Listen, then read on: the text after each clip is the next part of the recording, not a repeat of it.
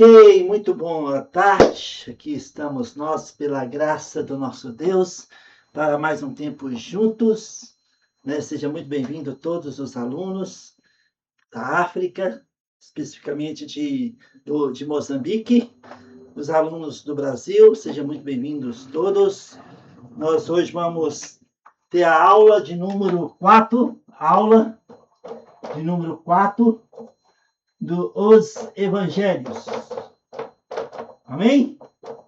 Os Evangelhos. Ok. Aula de número 4, sobre os Evangelhos. A luz está batendo ali, mas vai dar para fazer, ok? Ok, amados irmãos. Vamos orar para nós iniciarmos essa aula nessa tarde, E que Deus abençoe a cada um de vocês, dando um ânimo novo, uma motivação nova nesse dia, no nome glorioso de Jesus. Let's pray.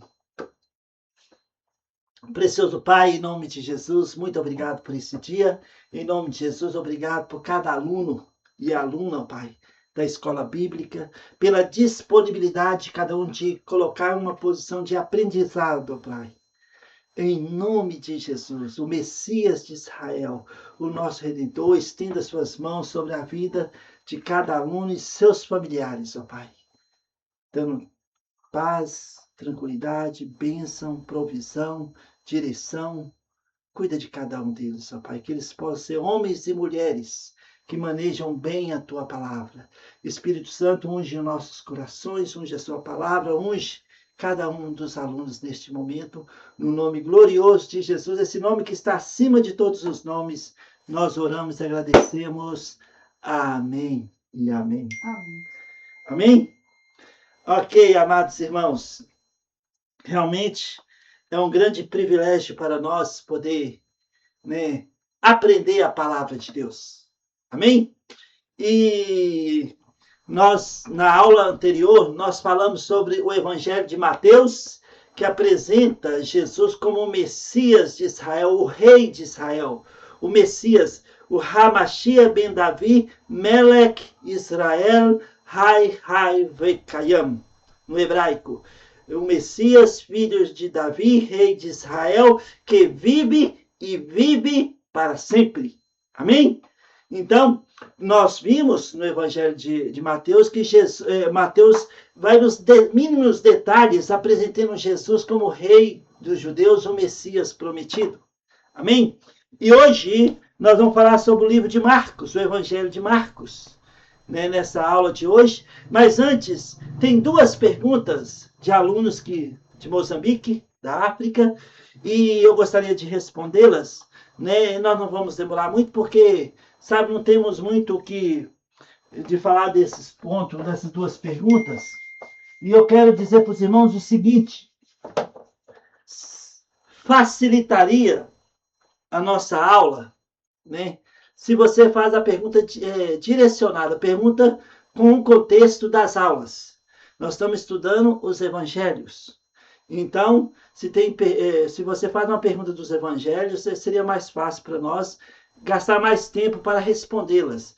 Então, tem uma pergunta que não tem contexto com a nossa aula, com a nossa disciplina. Mas, mesmo assim, eu vou respondê-la para o irmão e peço que pergunta como essa, por exemplo, citando o Velho Testamento, que seja direcionado para o professor que está ensinando o Pentateuco, o resumo do Velho Testamento, ou até mesmo doutrina prática, o professor de doutrina prática, que ele tem uma diversidade de ensinamento, que ele pode te instruir, gastando mais tempo em cada pergunta. Amém? E a pergunta do irmão, tem a ver com 1 Reis, capítulo 15, 1 Reis, capítulo 14, e deixa eu só levantar ela aqui. Ok? 1 Reis, capítulo 15, 1 Reis, capítulo 14, 1 Reis, capítulo 22. Ele faz perguntas sobre os prostitutos cultuais. Tá vendo? Esta é uma pergunta para o professor do Velho Testamento.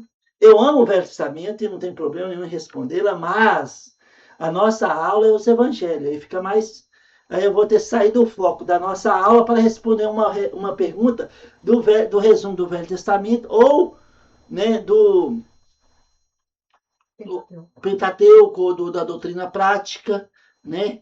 Então, mas eu vou respondê-la, mas se você puder fazer as perguntas direcionadas aos evangelhos, mesmo que eu use uma ilustração ou uma profecia do Velho Testamento, mas se está ligado aos evangelhos, não tem problema. Pode fazer a pergunta que eu responderei com toda alegria, né? E toda boa vontade e capacitação, que Deus nos capacite para respondê-las. Amém? Amém? Porque não estou chamando a atenção do irmão, pelo contrário, eu estou simplesmente para a gente ficar mais focado nas nossas aulas, né? Ok? Tá bom? Mas sobre a pergunta do irmão, sobre 1 Reis capítulo 14, 1 Reis capítulo 15, 1 Reis capítulo 14, 1 Reis capítulo 22. Interessante porque ali o prostituto cultual, essa questão, irmão, era algo que era feito entre os deuses pagãos, né, como Baal e outros deuses também pagãos. E Deus de Israel proibiu, literalmente, o povo de Israel ter esse tipo de atitude no meio de Israel. Onde está essa proibição? Deuteronômio capítulo 23, versículo 17 e 18, está escrito, olha lá, Deuteronômio 23, versículo 17 e 18, irmão. Deus proíbe os filhos de Israel fazer essas coisas. Das filhas de Israel não haverá quem se prostitua no serviço do templo, nem dos filhos de Israel haverá quem o faça.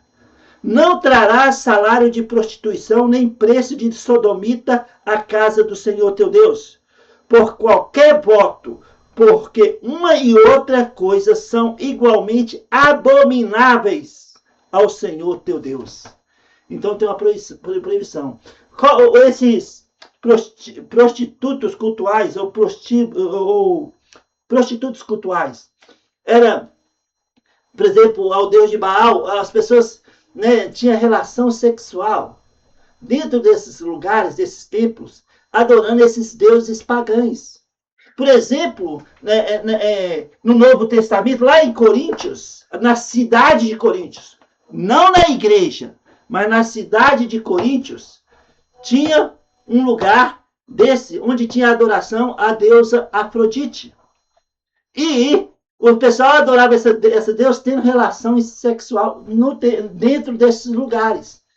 E sabe, então, Deus proibiu os filhos de Israel fazer tais coisas, cometer tais coisas.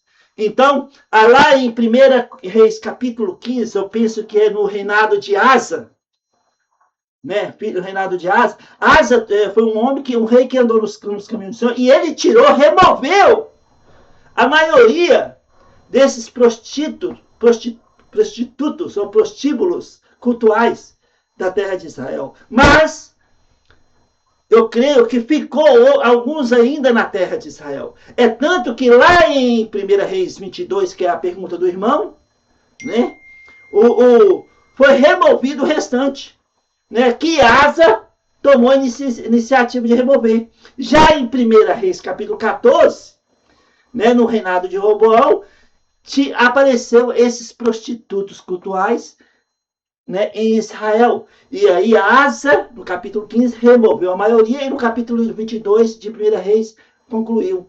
Então, Deus proibiu esse tipo de coisa aos filhos de Israel. São adorações a deuses pagãos. E não tem nada a ver com o nosso Deus, que é 3 vezes santo, santo, santo. Amém? E a vontade de Deus para as nossas vidas, segundo Tessalonicenses, é a nossa santificação. Então, é para nós fugir de toda aparência de mal, mas essa questão de 1 Reis 15, com Asa, e 1 Reis capítulo 14, com o reinado de Roboão, né? Tinha essas coisas em Israel, mas não era não era aprovados por Deus, pelo contrário, é abominação diante de Deus. E Deus mandou remover. Asa começou, lá no capítulo 22 foi concluído, e removeu esse mal de dentro do povo de Israel, que, como está escrito em Deuteronômio 23:17, era e é abominação diante de Deus. Amém? Aleluia? Então, só tocando esse assunto, né? Rapidão, nós não vamos ficar muito tempo aqui. Agora, a segunda pergunta do irmão, de outro irmão, é sobre... Ele falou para mim falar um pouco mais sobre a morte de Herodes, o Grande. Herodes, o Grande, ele começou o seu reinado, se eu não me engano, 27 ou 37 a.C., até o ano -4 a.C., né? Então, Herodes, o Grande, ele foi um homem, um grande construtor. Ele construiu grandes edifícios em Israel. Ele era chamado rei da Judeia, foi considerado o rei da Judeia, de Judá.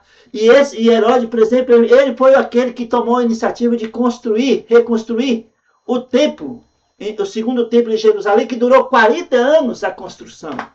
Então, Herodes foi um grande construtor. Além do templo, ele construiu também, né, um lugar de refúgio, uma fortaleza de Massada, né, e como também, né, ele tomou conta da parte marítima também de Israel.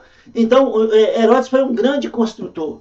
Porém, foi um homem muito mau, um homem maligno. Nos últimos tempos de vida, ele mandou matar a esposa, filhos, mandou matar os filhos, né? E Herodes, ele morreu no ano -4 antes de Cristo, no ano 4 antes de Cristo, ou seja, no ano -4 da nossa era cristã. No ano 4 antes de Cristo. Ele morreu provavelmente, de acordo com os pais da igreja, ele morreu no ano -4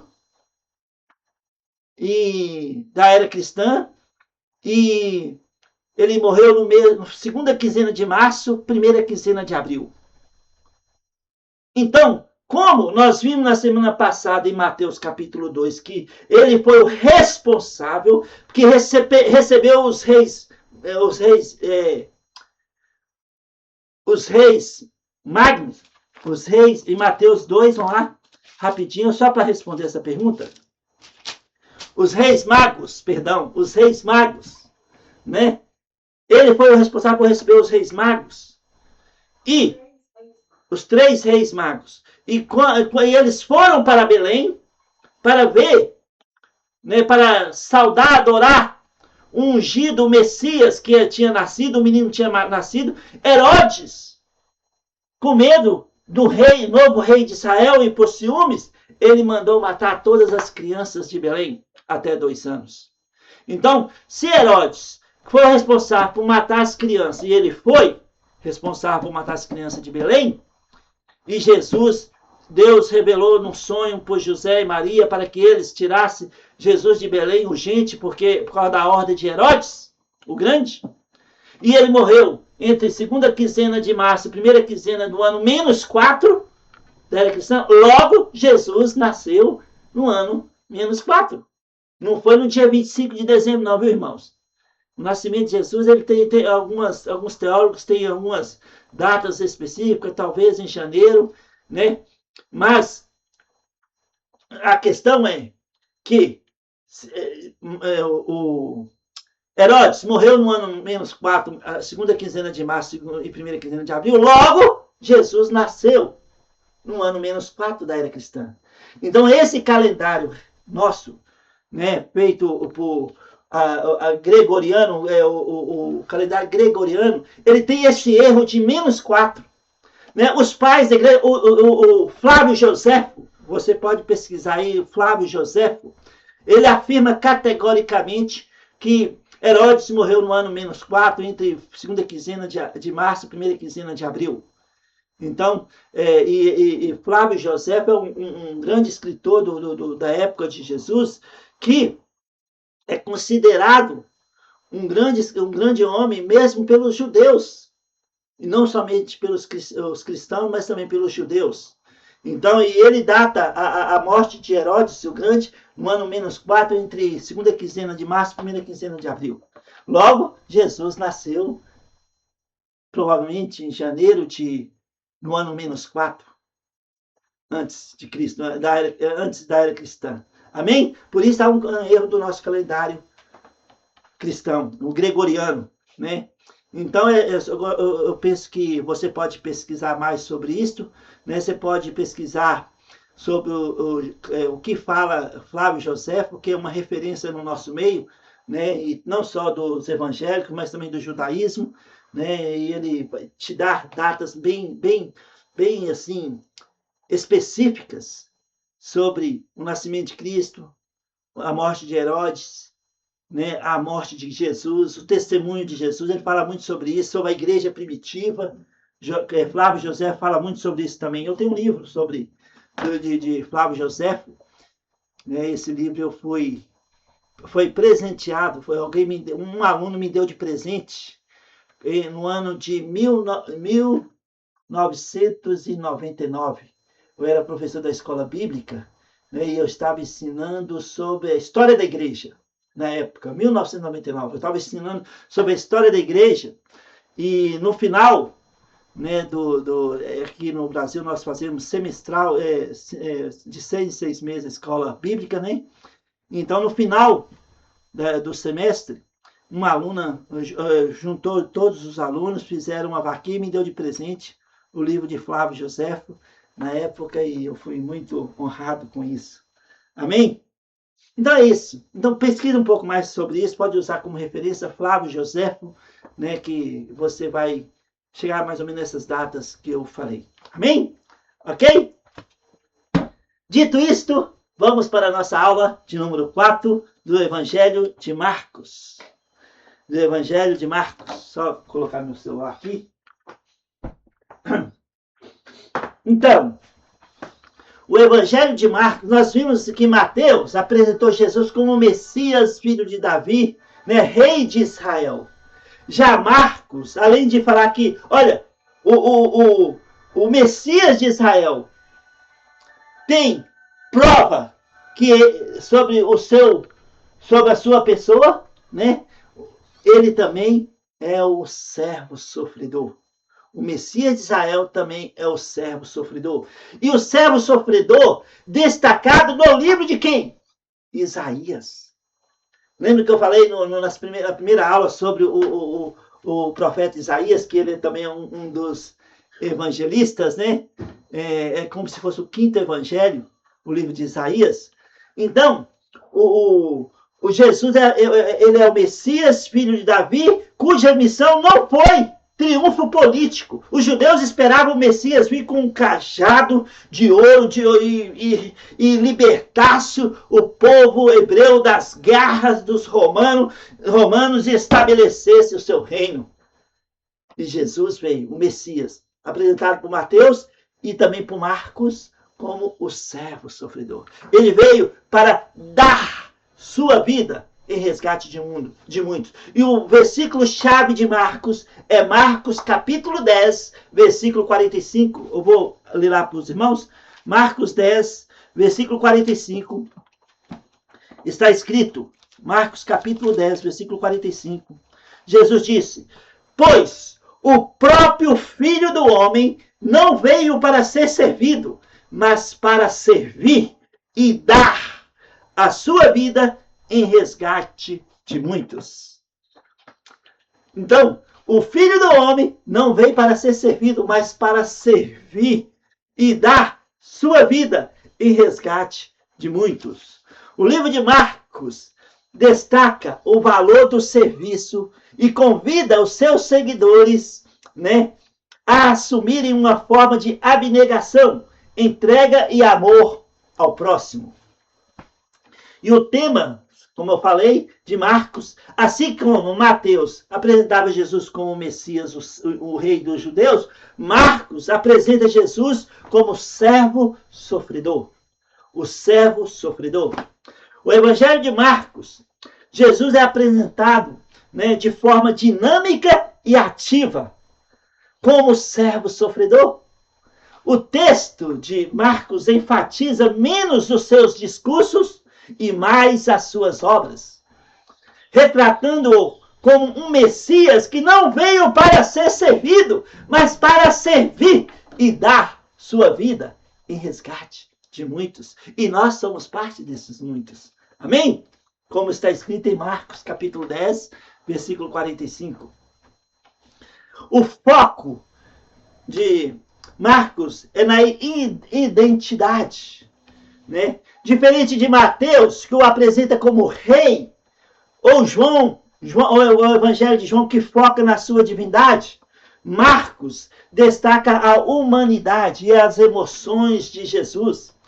Ele é o filho do homem que veio cumprir as profecias do servo descrita pelo profeta Isaías. Moído pelas nossas iniquidades, o castigo que nos traz a paz estava sobre ele, e pelas suas pisaduras nós fomos sarados. Isaías 53. Então, aqui, né, em Marcos, ele é o Messias que serve, que dá sua vida por muitos. Marcos utiliza palavras que denotam urgência e ação.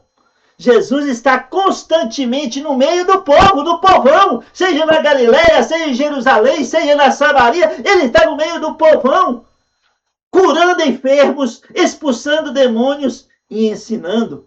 Ele não usa a sua autoridade divina para privilégios próprios, pessoais, mas para restaurar a dignidade dos marginalizados. Uau, isso é fantástico, né? Então, o foco é a identidade. Ele veio para cumprir as profecias. Isaías 39 fala, né, de Elias, daquele que vinha abrir caminhos para o rei, para o ungido, para o Messias, juntamente Isaías 39 com Marcos capítulo 1. Marcos capítulo 1, que fala o seguinte, destaca o ministério de João Batista.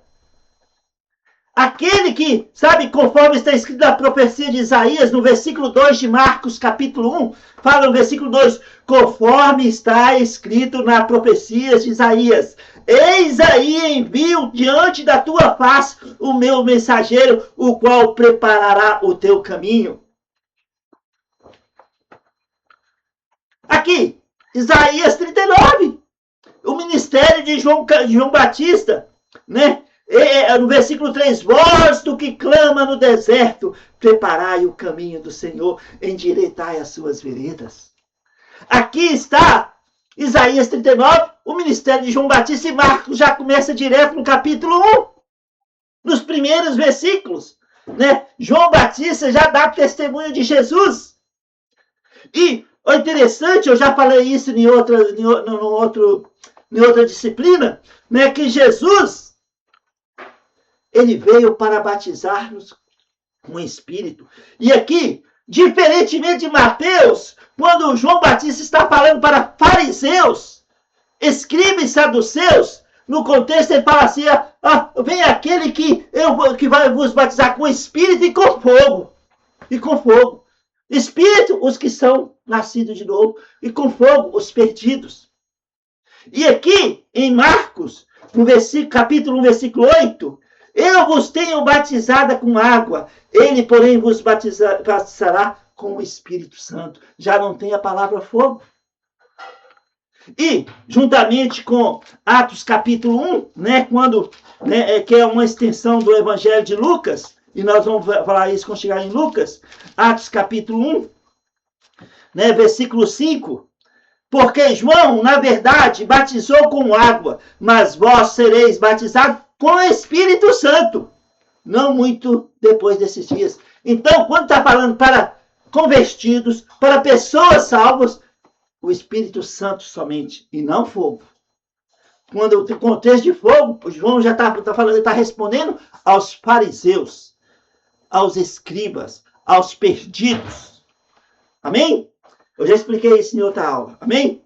Então, para a gente poder só amadurecer um pouco mais e relembrar, né, do ministério de João Batista. E está aqui, já começa logo no capítulo 1 de Marcos. Ok? Então, o paradoxo do sofrimento e da glória. A mensagem central de Marcos gira em torno de 2 pontos. Número 1, autoridade. Autoridade do Messias, autoridade do servo sofredor. Jesus demonstra poder sobre a natureza, sobre as doenças e o mundo espiritual. Por exemplo, Marcos, capítulo 4, né? Tem aquela história que tem tem até a música, né? Meu barco é pequeno e grande é o mar, Jesus. Né? Ele é meu piloto e tudo vai bem. A viagem pra Jerusalém. Minha esposa está cantando ali. No capítulo 4, versículo 41, sabe, quando ele estava no barco e a ventania estava balançando de um lado e de outro, Jesus dormia na polpa. E eles, mestre, não te importa que pereçamos? E Jesus acordando, né? E Jesus acordando, no versículo 39, despertando, repreendeu o vento e disse ao mar, acalma-te, emudece. O vento se aquietou e fez grande bonança. Então lhes disse, por que sois assim tímidos? Como é que não tendes fé? E eles, possuídos de grande temor, diziam uns aos outros, quem é este que até o mar e o vento lhe obedecem? Quem é este? Então Jesus, ele tinha autoridade sobre a natureza. A autoridade de Jesus foi demonstrada aqui em Marcos também sobre os doentes. Né? Nós vimos aqui já no capítulo 2, né? Sobre o leproso, no capítulo 1, a cura do leproso, capítulo 1, versículo 40 a 45. Jesus curando um leproso. Já no capítulo 2, ele cura aquele paralítico de Cafarnaum, que foi levado e colocado sobre o teto da casa onde estavam. E Jesus falou, olha, filho, estão perdoados os teus pecados. Os fariseus, quem é este que perdoa pecado? Só quem pode perdoar pecado é Deus. Mas ali estava Deus. E Jesus diz, para que saibais que o Filho do Homem tem poder sobre o homem e tem autoridade para perdoar pecados, eu te digo, meu filho, levanta, toma sua cama e vai para casa. E o paralítico imediatamente levantou e foi embora para casa. À vista de muitos. À vista de muitos. Então ele tinha poder, autoridade sobre a natureza, autoridade sobre os doentes e autoridade sobre os demônios. Nós sabemos disso, né? Autoridade, no capítulo 9, por exemplo, de Marcos, capítulo 9, né? Vamos usar Marcos capítulo 9, versículo 21 até versículo 28, ou até o 29, né? Quando aquele pai levou a criança possuída por demônios, né, diante de Jesus, e os discípulos não podiam expulsar aquele demônio, né? Levaram até Jesus, no versículo 21. Jesus perguntou, há quanto tempo isso lhe sucede? Aí o pai, desde a infância, respondeu, e muitas vezes o tem lançado no fogo e na água para matar. Mas se tu, falando para Jesus o pai, se tu podes alguma coisa, tem compaixão de nós e ajuda-nos. Ao que lhe respondeu Jesus, se podes, tudo é possível ao que crê. Tudo, tudo, tudo é possível ao que crê. Tudo, tudo. Aquilo que você considera mais impossível de acontecer na sua vida, Jesus está dizendo aqui, tudo é possível ao que crê. O impossível do homem, hoje, é um milagre do amanhã. O impossível pode tornar possível diante dos seus olhos. E Jesus diz, tudo pode ao que crê. Tudo pode ao que crê. E o pai, né, Tudo é possível ao que crê, disse Jesus. E imediatamente o pai do menino exclamou com lágrimas: eu creio, ajuda-me na minha falta de fé. Vendo Jesus que a multidão concorria, repreendeu o espírito imundo, dizendo: espírito mudo e surdo, eu te ordeno, sai desse jovem e nunca mais torna a ele. E ele, clamando e agitando-o muito, saiu, deixando-o como se estivesse morto, a ponto de muitos disserem: morreu. Mas Jesus, tomando-o pela mão, o ergueu e ele levantou. Então Jesus tinha autoridade sobre o vento, sobre o mar. Jesus tinha autoridade sobre os doentes e Jesus tinha autoridade sobre os demônios. E ele tem autoridade hoje sobre a natureza, ele tem autoridade sobre os doentes, as doenças, sobre as enfermidades, e ele tem autoridade sobre os demônios. Por isso Jesus diz: tudo, tudo, tudo, tudo, tudo, tudo, tudo, tudo, tudo, tudo e tudo é possível ao que crê.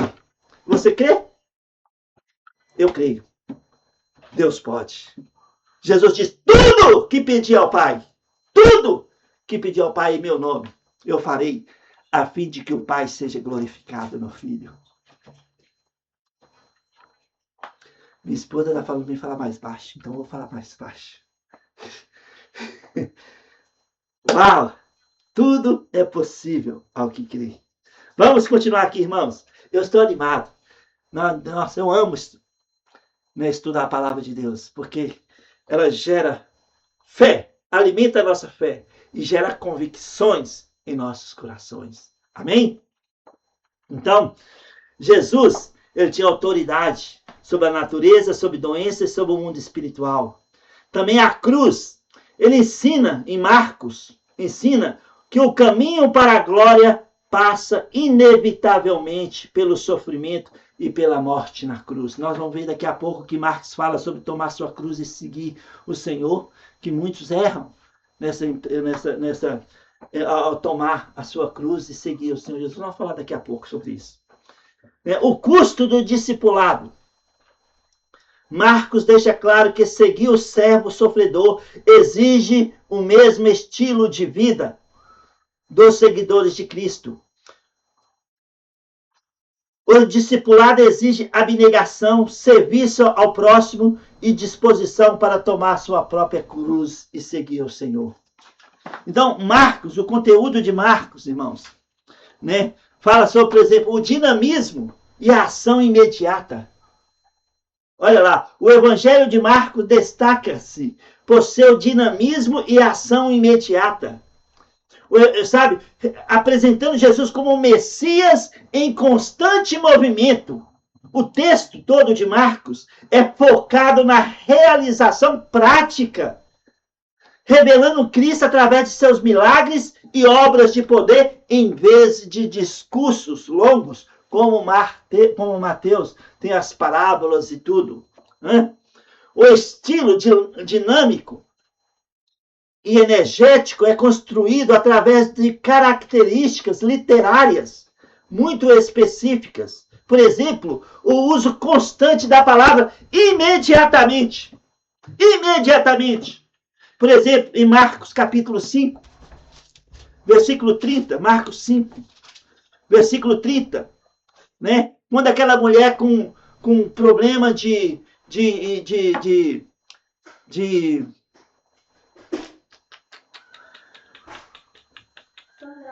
sangramento por 12 anos. Ela tinha um problema de sangramento por 12 anos. E ela já tinha gastado todo o seu dinheiro com médicos e tudo e nunca tinha resolvido nada. Ela era considerada impura.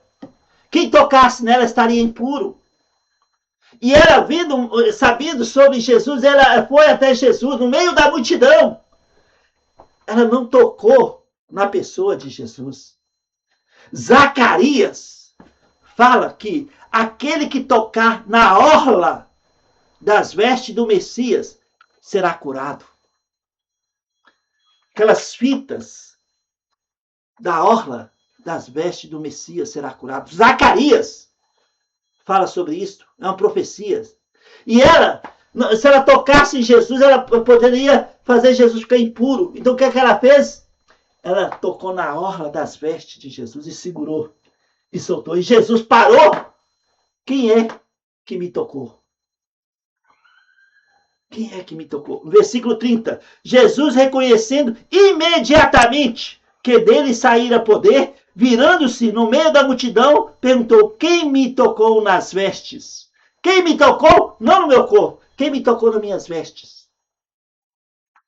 Responderam-lhe seus discípulos: vês que a multidão te aperta e diz: quem me tocou? Ele, porém, olhava ao redor para ver quem fizera isso. Então, a mulher, atemorizada e tremendo, consciente do que nela se operara, veio, prostrou diante dele e declarou-lhe toda a verdade. E ele lhe disse: filha, a tua fé te salvou, vai-te em paz e fica livre do teu mal. Amados, irmãos, que privilégio nós temos de ter a palavra de Deus aberta no dia que se chama hoje. Nós temos a palavra de Deus, nós temos, né, os pensamentos de Deus revelados na sua palavra. E nós podemos regozijar, alimentando a nossa fé com a palavra de Deus. Então, aquela mulher só tocou na orla da veste de Jesus e foi curada. Imediatamente. Imediatamente, a palavra imediatamente. No versículo 42, quando, no capítulo 5 de Marcos, versículo 42, lembra de Jairo? O chefe da sinagoga? A sua filha de 12 anos morreu. Né? E ela estava muito enferma e ele foi ter com Jesus. E depois que Jesus curou essa mulher que sangrava por 12 anos, chegaram os servos de Jairo e falaram: Jairo, não incomoda mais o mestre, sua filha morreu. E qual foi a resposta de Jesus para Jairo? Em Marcos 5, versículo 36. Mas Jesus, sem acudir tais palavras, disse ao chefe da sinagoga: não temas, crê somente. Não temas, crê somente. E eles foram, e Jesus foi com Jairo para a sua casa.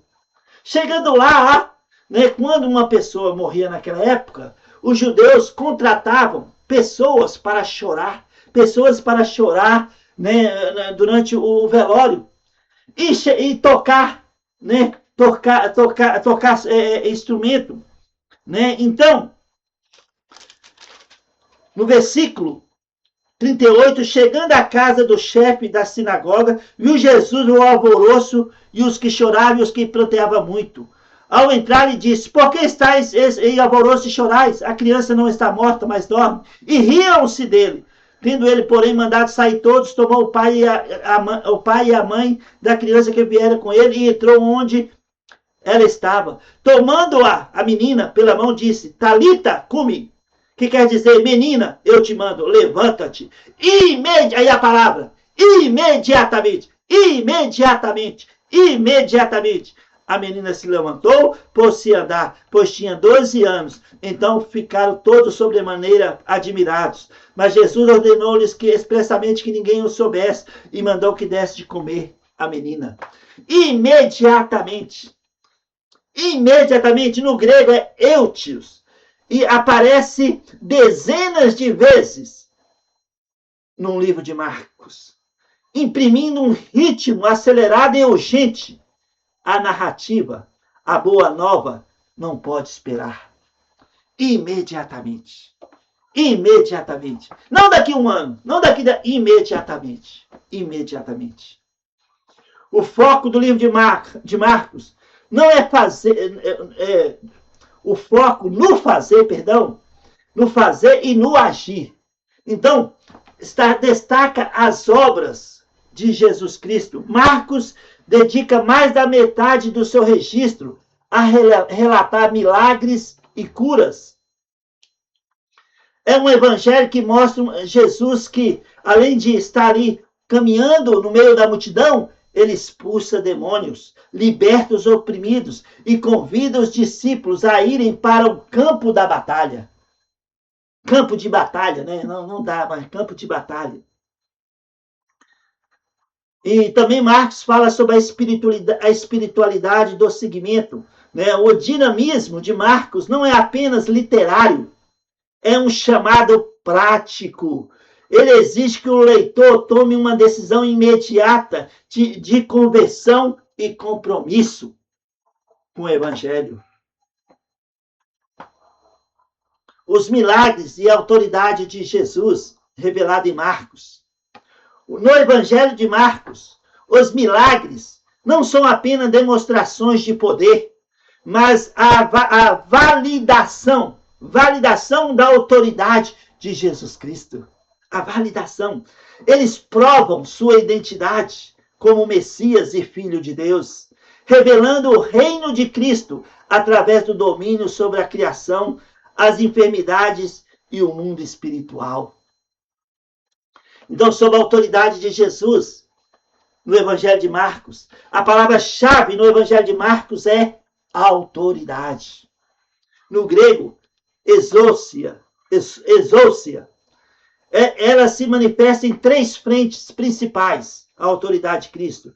Número 1, no ensino. Por exemplo, em Marcos 1, 22, vou ler para os irmãos. Marcos 1, 22 está escrito: maravilhavam-se da sua doutrina, porque os ensinava como quem tem autoridade e não como os escribas. Marcos capítulo 1, versículo 22. Então, ele tinha autoridade no ensino, diferente dos escribas e mestres da lei, que apenas citavam tradições antigas. Jesus ensinava como quem tem realmente o poder e a autoridade. Também a autoridade de Jesus sobre os demônios. Em Marcos capítulo 1, versículo 27. Marcos 1, versículo 27 está escrito: todos se admiraram a ponto de perguntar entre si: que vem ser isto? Uma nova doutrina? Com autoridade, ele ordena aos espíritos imundos e eles lhe obedecem. Com autoridade. Ele ordena aos espíritos imundos e eles obedecem. Marcos capítulo 1, versículo 27. Versículo 27. Também, a expulsão de espíritos imundos demonstra que o reino de Deus chegou para confrontar e derrotar o mal. Também a autoridade de Jesus é revelada para perdoar pecados. Quem pode perdoar pecados senão Deus? Foi essa a pergunta dos fariseus em Marcos capítulo 2, versículos 5 a 10. Quando é levado aquele paralítico que entra pelo telhado, no versículo 5, vendo-lhes a fé, Jesus disse ao paralítico: filho, os teus pecados estão perdoados. Mas alguns dos escribas estavam assentados ali, arrazoaram em seu coração: por que fala ele deste modo? Isso é blasfêmia. Quem pode perdoar pecado senão um que é Deus? E Jesus, versículo 8, percebendo logo por seu espírito que eles assim arrazoavam, disse-lhes: por que arrazoais sobre essas coisas em vosso coração? Qual é mais fácil? Dizer ao paralítico: estão perdoados os teus pecados? Ou dizer: levanta-te, toma o teu leito e anda?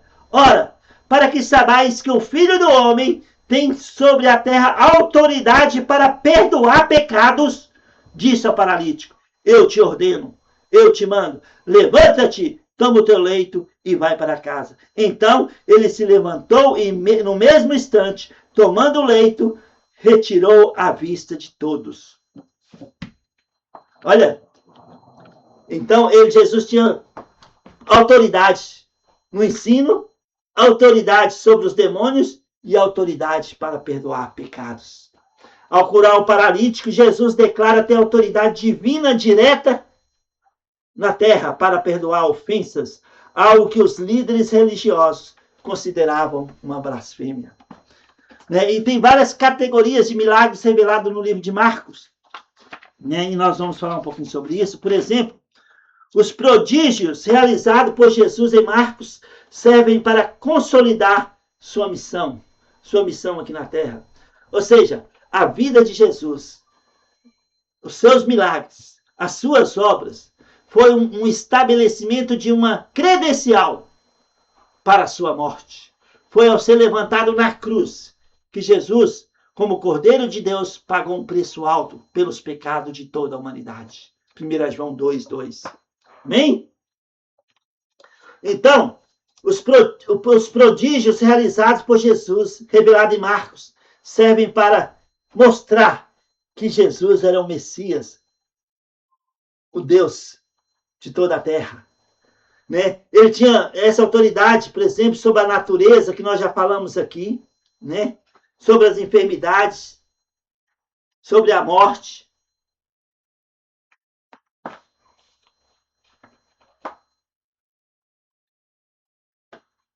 Sobre a morte. E os propósitos dos milagres revelados em Marcos exigem uma resposta de quem os testemunha.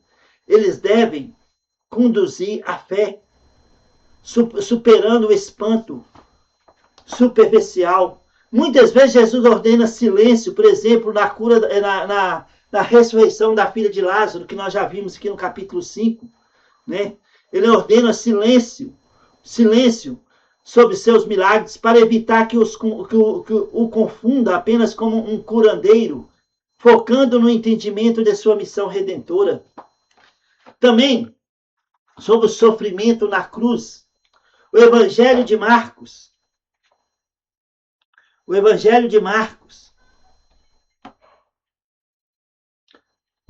fala sobre o sofrimento e a cruz. Não são apenas o trágico fim de Jesus, mas a essência do discipulado e o cumprimento de sua missão. A narrativa mostra que seguir a Cristo exige abnegação e entrega. O anúncio do sofrimento, por exemplo, em Marcos divide seu evangelho preparando os seguidores para o inevitável destino da cruz. O preço do discipulado.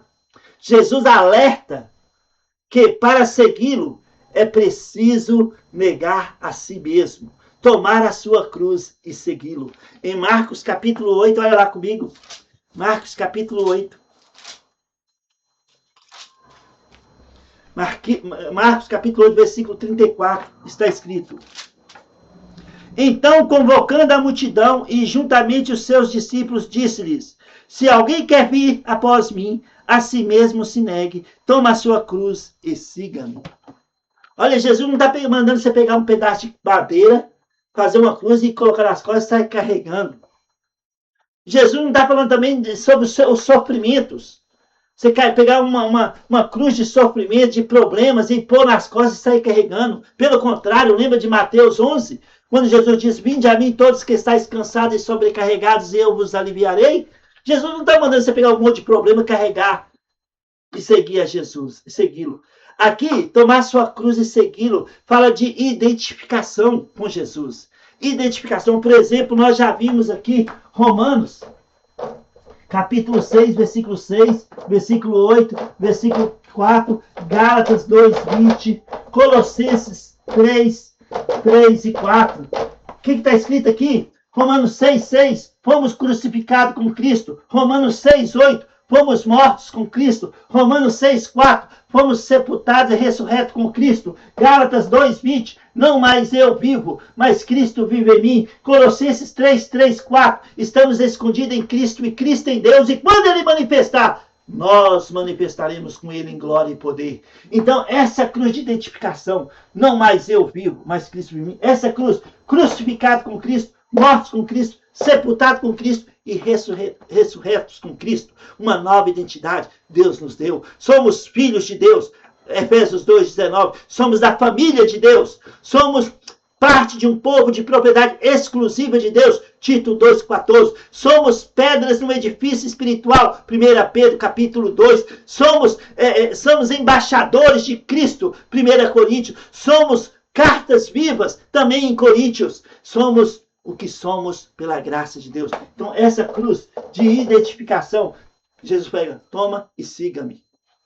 Siga-me. Porque quando você toma a sua cruz de identificação, não, que você foi crucificado com Cristo, morto com Cristo, sepultado com Cristo, e não mais você vive, mas Cristo vive em você, não há mais lugar para a condenação. Não há mais lugar mais para a culpa. Paulo fala em Romanos 7, miserável homem que sou, sempre que quero fazer o bem, faço mal, mas graças a Deus por Cristo Jesus. Aí vem o capítulo 8, versículo 1, agora, pois, nenhuma condenação há para os que estão em Cristo Jesus. Quando nós tomamos a nossa cruz e seguimos a Jesus, essa cruz de identificação, não há mais condenação, não há mais culpa. O fardo é leve, o fardo é leve. Então, Jesus chama para que nós levamos todo o fardo que nós temos carregado de problemas no passado, acusações do passado, que está pesado, e lançar na cruz de identificação. E nós vamos ouvir uma palavra, perdoados, esquecidos, e se foram para sempre. Não há mais condenação para os que estão em Cristo Jesus. Não são um fardo de problemas, é a cruz de identificação. E nós podemos tomar, porque nós somos novas criaturas. As coisas antigas já se passaram. Tudo se fez novo. 2 Coríntios 5,17. Então, o preço do discipulado, Jesus alerta para segui-lo e tomar sua cruz e seguir o Senhor. Significa priorizar os propósitos divinos acima dos desejos pessoais. É tomar a cruz de identificação. A incompreensão. Os discípulos demoraram a entender. Por 3 vezes Jesus prevê a sua morte e ressurreição, mas eles discutem sobre quem seria o maior dentre eles.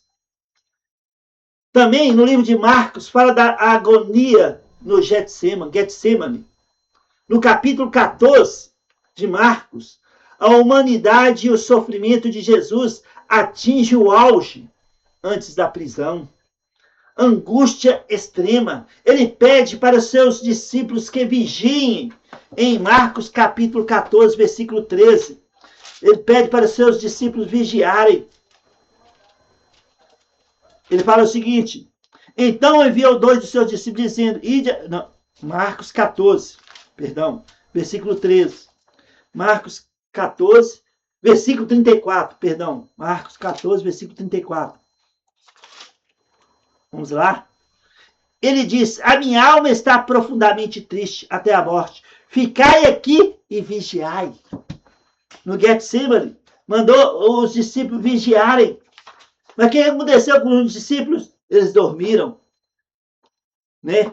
Aí também fala sobre a submissão. Ele ora na oração de Jesus no Getsemane. Ele ora para que o cálice seja afastado. O cálice seja afastado. Mas submete-se à vontade do Pai. Ele falou no versículo 36, contudo, não seja o que eu quero, mas o que tu queres. Mas o que tu queres. A crucificação e o significado.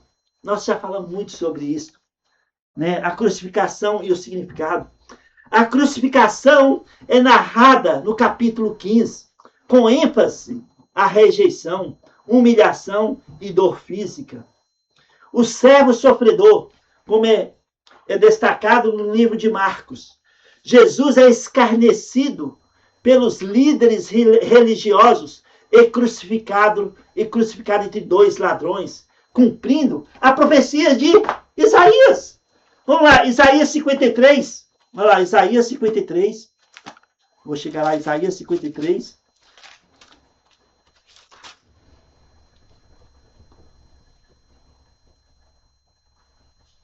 Versículo 12.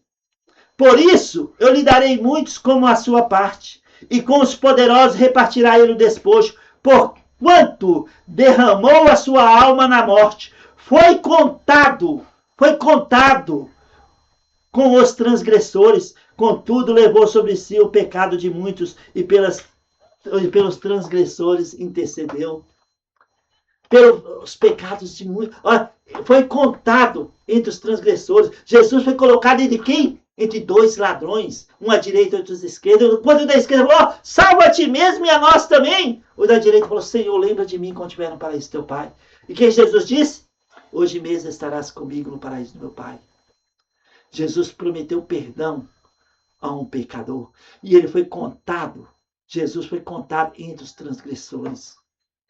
Sem pecado, mas se tornou pecado. Vamos falar um pouquinho sobre isso agora.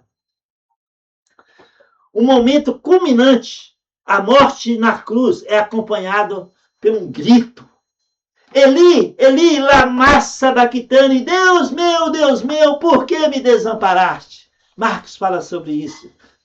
E a pergunta para nós é, por que Deus desamparou Jesus na cruz? Por que Deus virou o rosto para Jesus na cruz do Calvário?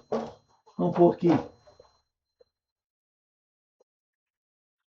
Porque Deus virou o rosto para seu filho na cruz. Ele gritou, Deus meu, por que me desamparastes? Por que Deus desamparou seu filho? A resposta está em Salmos 22. Salmos 22. Abre a sua Bíblia comigo em Salmos 22, está a resposta. Porque Deus virou o rosto para seu filho. Lembra, Salmos 22 foi escrito 900 anos antes de Jesus vir na Terra. 900 anos antes de Jesus vir na Terra. E fala sobre a crucificação de Jesus. Salmos 22, vamos lá, Salmos 22. A resposta, porque Deus virou o rosto para o seu filho. Salmos 22 começa com um grito de Jesus. 900 anos antes. Aqui o Salmo 22 é um salmo messiânico, falando da crucificação. Ele fala o seguinte, versículo 1. Deus meu, por que me desamparastes? Olha a resposta. Por que se acha longe de mim a minha salvação, as palavras do meu bramido? Deus meu, clamo de dia e não me responde, também à noite, porém não tenho sossego. Contudo, olha a resposta, porque Deus abandonou seu filho. Contudo, tu és santo, entronizado entre os louvores de Israel. Sabe, Deus virou o rosto para o seu filho na cruz, porque Deus é 3 vezes santo, santo, santo. Deus não tolera pecado. Porém, Deus ama nós, todos nós pecadores, e nos ama de tal maneira que deu seu Filho unigênito para morrer no nosso lugar. Jesus não pecou. 1 Pedro capítulo 1 fala que Jesus não pecou. Ele não tinha pecado algum. Mas na cruz, levou sobre si os pecados de toda a humanidade. 1 João 2:2. Na cruz, Deus virou o rosto para seu Filho. E você vai entender, por exemplo, Gálatas capítulo 3. Gálatas capítulo 3, nós já falamos isso em outra aula. Gálatas capítulo 3, versículo 3. Fala, maldito aquele que for pendurado no madeiro. Por que maldito é aquele que é pendurado no madeiro? A lei, em Deuteronômio capítulo 21, abre lá a sua Bíblia comigo, em Deuteronômio capítulo 21. Deuteronômio capítulo 21. Abre lá. Deuteronômio capítulo 21. Do versículo 18 até o versículo 23.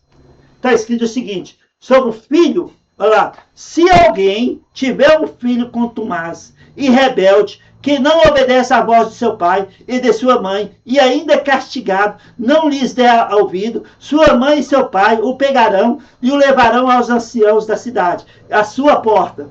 Eles dirão, este nosso filho é rebelde, é contumaz, não dá ouvidos à nossa voz, é dissoluto e beberrão. Então todos os homens da sua cidade o apedrejarão até que morra. Morra. Assim eliminarás o mal do meio de ti. Todo Israel ouvirá e temerá. Se alguém houver pecado passivo de pena de morte, e tiver sido morto, e pendurares no madeiro, o seu cadáver não permanecerá no madeiro durante a noite, mas certamente o enterrarás no mesmo dia. Porquanto o que for pendurado no madeiro é maldito de Deus. Assim não contaminarás a terra que o Senhor teu Deus te dá em herança. Então, se tinha um filho rebelde, ele era beberrão, os pais levavam até os anciãos, eles apedrejariam aquele jovem até que ele morresse. Depois que estivesse morto, ele era pendurado no madeiro. Porque todo aquele que é pendurado no madeiro se torna maldito. Agora, Jesus se tornou maldito. Gálatas 3:13. Maldito é aquele que for pendurado no madeiro. Mas Jesus, ele não estava morto e foi pregado no madeiro, como o jovem beberrão. Jesus não pecou. Ele foi 100% Deus, 100% homem. Ele não pecou. Jesus não pecou. Como Deus, como nós já falamos nessa aula, ele tinha autoridade sobre a natureza, ele tinha autoridade sobre os demônios, ele tinha autoridade sobre as doenças, ele tinha autoridade sobre os mortos, como Deus. Como homem, Jesus precisava dormir, Marcos capítulo 4, Jesus chorou em João capítulo 11, 35. Então, Jesus foi 100% homem, 100% Deus. Mas 1 Pedro capítulo 1 fala que ele não pecou. Por isso ele foi pregado na madeira, vivo, porque ele não tinha pecado. Mas na cruz, ele se tornou pecado em nosso lugar. Ele levou sobre si os pecados de toda a humanidade. 1 João 2:2. Ele levou sobre si os pecados de toda a humanidade. Ele se tornou pecado. O Cordeiro de Deus se tornou pecado na cruz do Calvário. E lá na cruz, ele vivo, ele clamou, gritou: Eli, Eli, lama sabachthani, Deus meu, por que me desamparaste? Deus virou o rosto para o seu filho, porque naquele momento ele se tornou maldito de Deus, como está escrito em Gálatas capítulo 3, versículo 13. Ele estava levando sobre si os pecados de toda a humanidade. Ele morreu pelos pecados de toda a humanidade, pelo seu pecado, pelo meu pecado, pelos pecados de toda a humanidade. Deus virou o rosto para o seu filho na cruz do Calvário, porque ele se tornou o Cordeiro de Deus, levando sobre si os pecados de toda a humanidade. Aí Salmos 22, volta lá, Salmo 22. Salmo 22 fala da crucificação, né? Aqui fala do grito na cruz, né? Aí no capítulo 22, que fala da crucificação, versículo 7, né? Todos os que me veem zombam de mim, afrouxam os lábios e meneiam a cabeça. Confiou no Senhor, livra-o ele, salvo, pois nele tem prazer. Olha, falando dos zombadores ao redor da cruz. Versículo 9, contudo, tu és quem me fez nascer e me preservaste, estando eu ainda no seio da minha mãe. Né? Aí vem falando, continua falando sobre, né, a crucificação, no versículo 13 de Salmos 22, contra mim abre a boca, como faz o leão que despedaça e ruge. Derramei-me como água, e todos os meus ossos se desconjuntaram, meu coração fez-se como cera, derreteu-lhes dentro de mim. E Salmo 69 fala que deram água, deram fel para beber, e ele, quando furou do lado, o que aconteceu? Jorrou água de Jesus. Versículo 15 de Salmo 22. Secou-se o meu vigor como um caco de barro, e a língua se me apega ao céu da boca. Assim me deitam no pó da morte. Cães me cercam. Uma súcia de malfeitores me rodeia.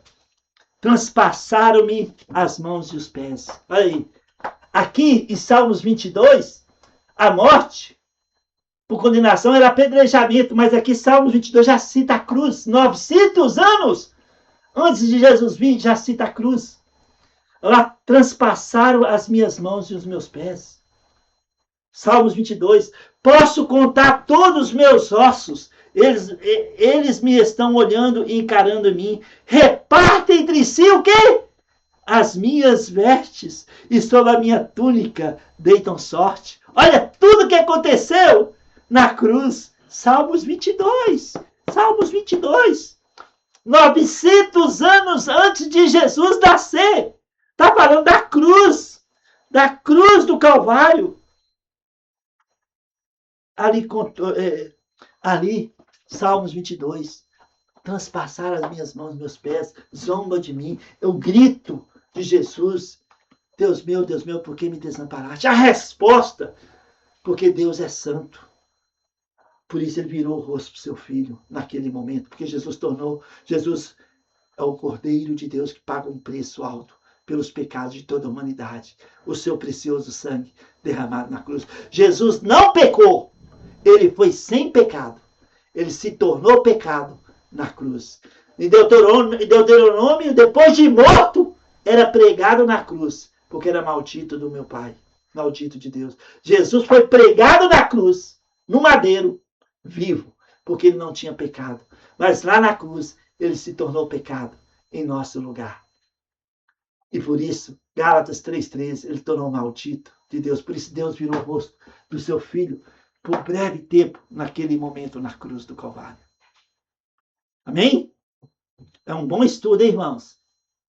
Bom estudo. Salmos 22 fala da crucificação. Salmos 23 fala do cajado. O Senhor é meu pastor, nada me faltará. Então, Salmo 22, crucificação. Salmos 23, cajado. Salmos 24 fala da coroação de Jesus. Então, CCC. Salmos 22, C, crucificação. Salmo 23, C, cajado, o Senhor é meu pastor. Salmo 24 fala da coroação. Levantai, ó portas, as vossas cabeças. Levantai, ó portais eternos, para que entre o Rei da Glória. Quem é este Rei da Glória? O Senhor dos Exércitos. Ele é o Rei da Glória. Salmos 24. Oh, fantástica a palavra de Deus. Uau! Fantástica. Então, mas também no Marcos fala do véu do templo. No exato momento da morte de Jesus, o véu do templo se rasgou de alto a baixo. Em Marcos, isso simboliza que a cruz removeu a separação entre Deus e a humanidade. Agora, nós temos livre acesso ao trono da graça. Livre acesso ao trono da graça. Hebreus 4,16. Chegai-vos confiantemente junto ao trono da graça para receber socorro em um momento oportuno. Nós podemos chegar ao trono da graça. O véu que separava não separa mais. Foi rasgado de alto a baixo. Agora nós podemos chegar diante do trono da graça pelo novo e vivo caminho. Hebreus capítulo 10. Hebreus capítulo 12, versículo 19 e 20. Pelo novo e vivo caminho, o sangue de Jesus. Podemos chegar diante do trono da graça e falar com Deus e invocar nosso Deus. Como Jesus diz, tudo que pedi ao Pai. Tudo, tudo, tudo e tudo. De novo respondo. Tudo, tudo, tudo, tudo que pedi ao Pai. Em meu nome eu farei. A fim de que o Pai seja glorificado no Filho. Tudo, tudo, tudo e tudo é possível ao que crê. Que nós cremos. Tudo é possível. Aleluia. Ô glória. Amém? Vamos continuar aqui que não concluí essa aula, né? Então, o discipulado sacrificial. O Evangelho de Marcos, o discipulado sacrificial não é apenas um conselho, mas a condição central para seguir a Jesus. O discipulado exige negação, serviço aos marginalizados e disposição para enfrentar perdas. A mensagem de Marcos convida a uma transformação radical em vez de um caminho de glória terrena. Os pilares do discipulado sacrificial no livro de Marcos. Negação do próprio ego. Seguir a Jesus exige romper com a prioridade absoluta de si mesmo, como dito em Marcos capítulo 8, 34, tomar sua cruz e seguir o Senhor. É necessário negar a si mesmo, tomar a cruz e seguir a cruz de identidade. Perda para ganhar a vida. Jesus subverte a lógica humana ao ensinar que quem tenta salvar sua vida a perderá, mas quem a perde por ele e pelo evangelho salvará. Servidão como grandeza. Em Marcos capítulo 10, 43 a 45, que é o nosso versículo-chave, Jesus estabelece que o verdadeiro líder, viu, irmãos? O verdadeiro líder é discípulo, deve ser o servo de todos, imitando o Filho do Homem, que não veio para ser servido, mas para servir e dar sua vida em resgate de muitos. O foco no livro de Marcos, no reino e não nas posses. O relato do jovem rico, em Marcos 10, 17 e 31, demonstra a dificuldade do desapego material. Jesus desafia o discípulo a priorizar o tesouro celestial acima de qualquer segurança terrena. Então, irmãos, nós podemos aprender muito com o livro de Marcos, com os milagres, com a cura, tudo que Jesus fez tornou uma credencial para a sua morte. Foi na cruz que Jesus pagou um preço alto por você e por mim. E hoje nós somos membros uns dos outros. Nós somos parte do corpo de Cristo. E quando um membro do corpo sofre, todo o corpo sofre. 1 Coríntios 12, 27. Quando um membro se alegra, todos nós nos alegramos juntamente com o membro. Nós somos uns dos outros. Nós somos parte do corpo de Cristo, o qual ele, Jesus, é o cabeça. E aqui estamos andando de fé em fé, correndo a corrida da fé, com os olhos no autor e consumador da fé, Jesus Cristo. Então, Marcos tem um grande ensinamento para todos nós, de abrir mão de nós mesmos e seguir ao Senhor Jesus. Ser disponível para ouvir o plano de Deus para as nossas vidas, alimentar a nossa fé e segui-lo de todo o coração. Amém? Aleluia! Vamos parar por aqui, então, nessa aula de Marcos. Então, que Deus abençoe você, que Deus abençoe sua família. Pai, em nome de Jesus, estenda suas mãos sobre cada aluno, sobre cada família de cada aluno, dando graça e mais graça, misericórdia, que nós possamos, ó Pai, sempre colocar disponíveis para servir uns aos outros em Cristo Jesus. Que possamos, ó Pai, colocar na brecha em favor dos outros. Outros, Senhor, outros. Seja o nosso pensar, seja o nosso falar, pensando e falando para outros sobre o Evangelho de Jesus Cristo. Oh, aleluia! Toda honra, toda glória, todo louvor seja dado a Ti, ó Deus de Abraão, Isaque e Israel, nosso Deus, nosso Pai, no nome glorioso do Messias de Israel, Jesus Cristo, o nosso Redentor, que deu sua vida em nosso resgate. Toda honra, toda glória, todo louvor seja dado a Ti, ó Pai. No nome glorioso de Jesus nós oramos. Amém.